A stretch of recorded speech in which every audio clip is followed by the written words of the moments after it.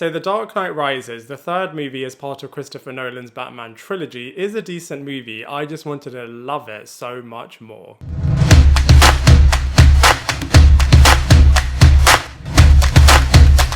Hello everybody, welcome back to my channel Lifestyle Critic. I hope you're having a brilliant day. So in this video we are going to be reviewing Batman The Dark Knight Rises, which is the third and final installment as part of Christopher Nolan's epic Batman trilogy.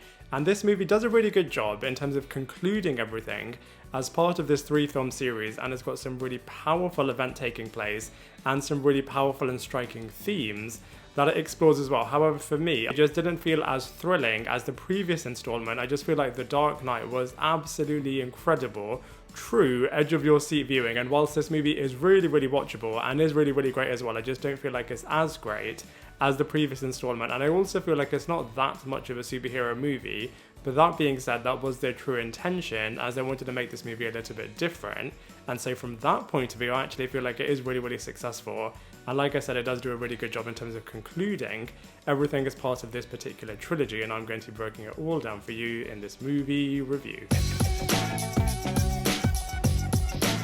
So we open up this film with the Bane character abducting a nuclear physicist from a plane, and I thought this action sequence was really cool. I don't think it was as cool as the previous one. I thought the Joker bank heist was absolutely wicked, but that being said, you did get to see how much of an absolute powerhouse the Bane character is. We then catch up with all of the Gotham City people, and it's been 8 years since the end of the previous movie, and Batman has totally disappeared from Gotham City after his name has been totally destroyed for being blamed for all of the events that Harvey Dent did as the Two-Face character at the end of the movie, and Bruce Wayne has also become an absolute recluse in Wayne Manor, and Wayne Industries is absolutely losing a lot of money, and his rival is wanting to destroy Wayne Enterprises completely, so hires Selina Kyle to get Bruce Wayne's fingerprints, and then uses this to totally destroy the company and ruin Wayne Enterprises completely and ultimately send the company into bankruptcy. And then we've got Bane, who is totally causing absolute destruction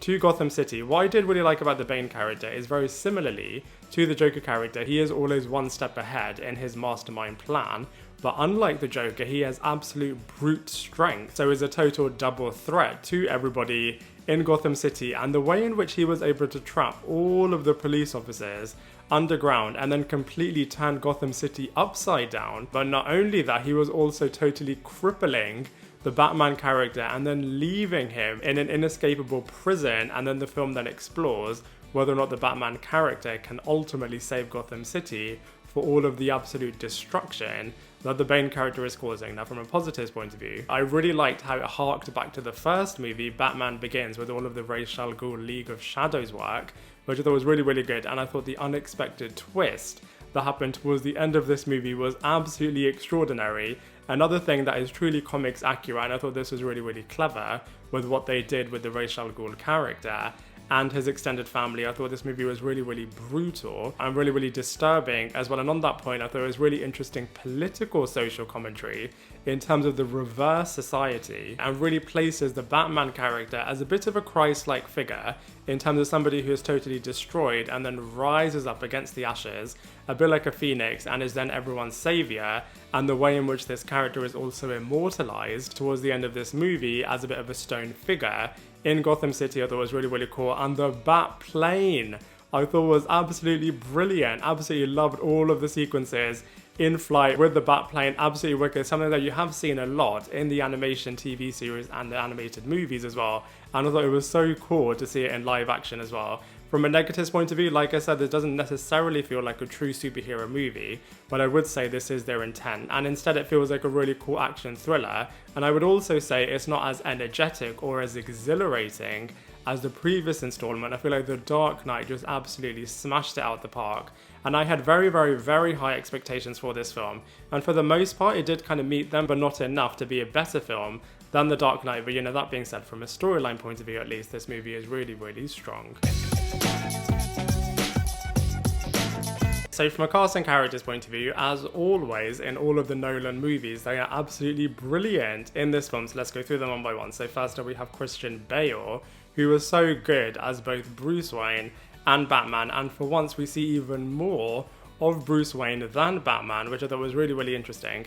And this is a much older, more tired version of the character, so not the typical playboy version, the playboy billionaire, carefree version of this character that we're used to and accustomed to, really isn't the case for this version of Bruce Wayne. And as always, the death of his parents is really looming as a shadow over this character. What I did really love is how triumphant the Batman character is, and how Gotham City really, really needs the Batman character. So it really is a transformation towards where this character was at the end of the Dark Knight movie, in terms of Gotham City and all of the police officers really hating the Batman character, to now totally reversing that and really needing him, and all of the emotional and physical trauma and endurance that this character goes through is really, really powerful. And going into this movie, you obviously know that it's going to be the conclusion of this particular Bat universe, and I feel like Christian Bale really rises to the occasion and does a brilliant performance as both Bruce Wayne and Batman. Next up we have Tom Hardy, who is definitely able to rise to the occasion in terms of being a true antagonist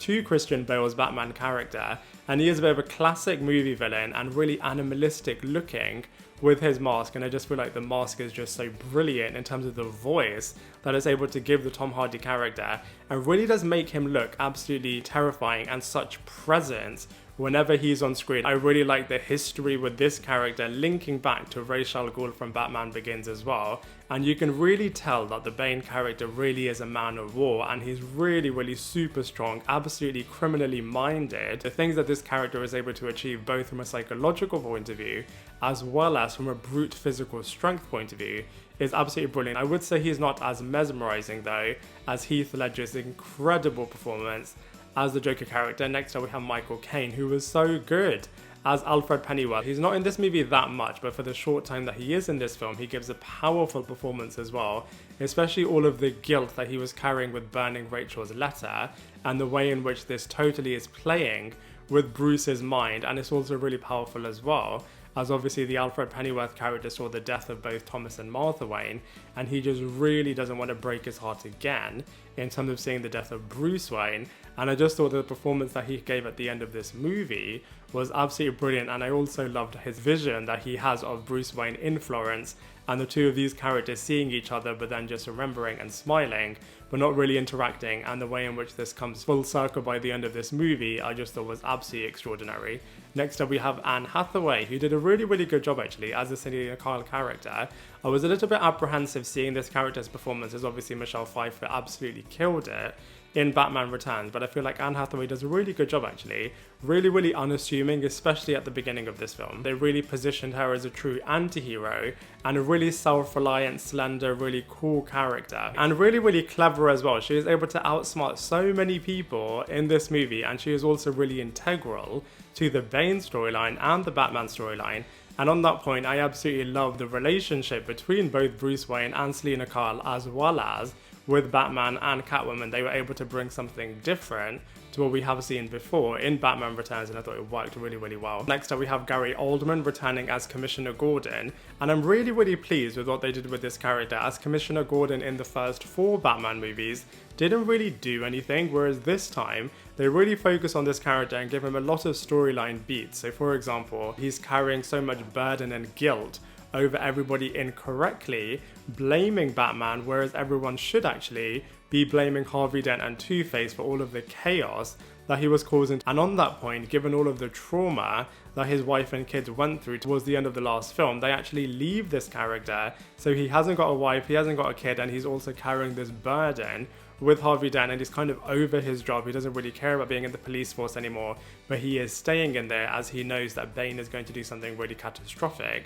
So I just feel like this character was actually really, really great. And he also goes through a lot of physical trauma in this movie, which is really, really powerful. And then we also have Joseph Gordon-Levitt, who was absolutely wicked.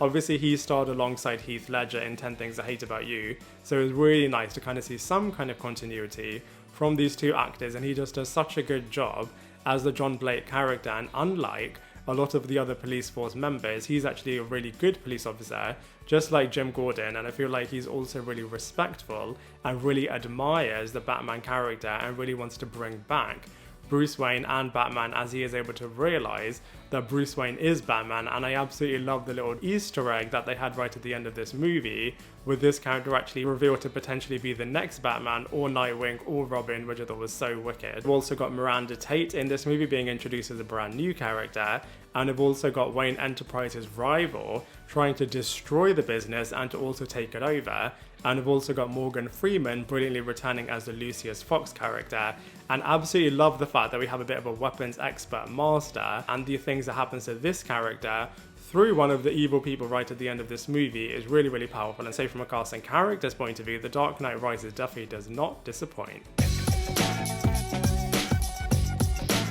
So from a visuals point of view, still to this day, The Dark Knight Rises looks absolutely extraordinary, a true mass scale movie.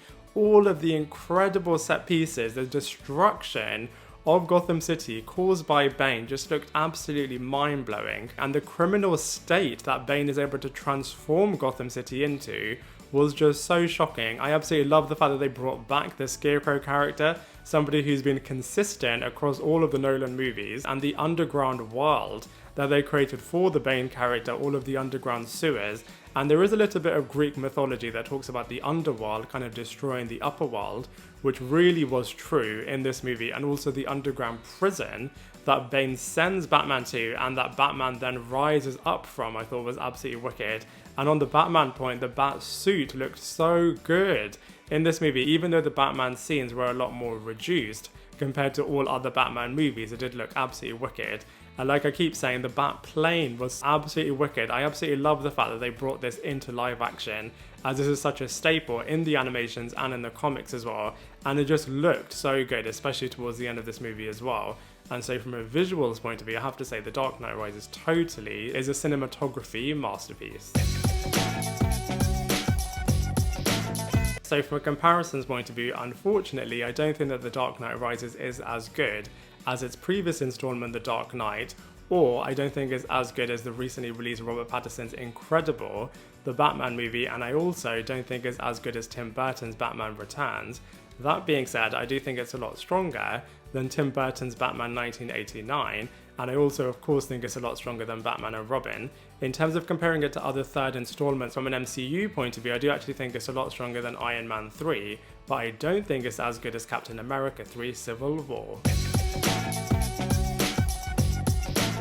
So at the end of The Dark Knight Rises, I absolutely loved how they wrapped everything up so nicely and left it on a really positive note actually. So firstly, we see that the Batman character finally gets all of the deserved recognition that he deserves in Gotham City and is really honoured as a hero. Wayne Manor becomes a bit of an orphanage, as we saw at the start of this movie, that unfortunately as Wayne Enterprises wasn't making profit anymore, it wasn't able to support its orphanage foundations, and I thought it was really, really nice how at the end of this movie, they turned all of Wayne Manor into an orphanage, which is something that actually is influencing the Batman movie, especially setting up the rivalry between the Riddler and the Batman character. We also see that Lucius is learning that Bruce Wayne learned how to use autopilot in the Batplane, which is obviously how he survived, as he left the Batplane to explode the nuclear bomb and then escaped and was then living a happily ever after life with the Selina Kyle character. Loved how Alfred's vision was coming true in terms of the fact that he will see Bruce Wayne in Florence and they'll have a bit of a look at each other and they'll exchange a bit of a look, which I thought was really, really nice. And we also see that the Bat signal has been repaired and Bruce Wayne left a package for the new Robin John Blake character, and he is sending him to the Batcave, and then he is entering and rising against all of the water in the Batcave and is then potentially going to be either the new Batman or the new Robin or the new Nightwing. So I thought it ended in such a great way. I wish we could have seen what would have happened next in terms of a bit of a Robin spin-off, but I do feel like from a conclusion point of view, this trilogy ends really, really strongly. So overall, with The Dark Knight Rises, this was a really, really ambitious movie, and I feel like it was able to achieve all of its goals, and for the particular vision that Christopher Nolan had for this film, I think he was able to realize it really, really successfully. He was a little bit hesitant about returning to this franchise, as obviously Batman Begins and The Dark Knight was so brilliant, and he only ever views a movie on a particular one-off basis, but he wanted to obviously conclude everything, and I think it's really great that he was able to do that and really align everything to his particular vision and really do a lot of throwbacks to all of the previous installments. I mean, I do prefer other superhero movies and other Batman movies, and whilst the start of this movie was a little bit convoluted, I do think it was a really triumphant finish. It has been reported that the Joker character was meant to return in this movie, but obviously due to the very tragic passing of Heath Ledger, they obviously wanted to honour that character and only kind of keep him in The Dark Knight, so I'm really intrigued what would have happened if the Joker character came back. But that being said, I do feel like The Dark Knight Rises is a really, really great movie, and so for all of those reasons, I'm going to give it a solid 6.5 out of 10. Now, I'd love to hear what you thought of this film, so please let me know in the comment section below. Otherwise, I look forward to seeing you in my next video.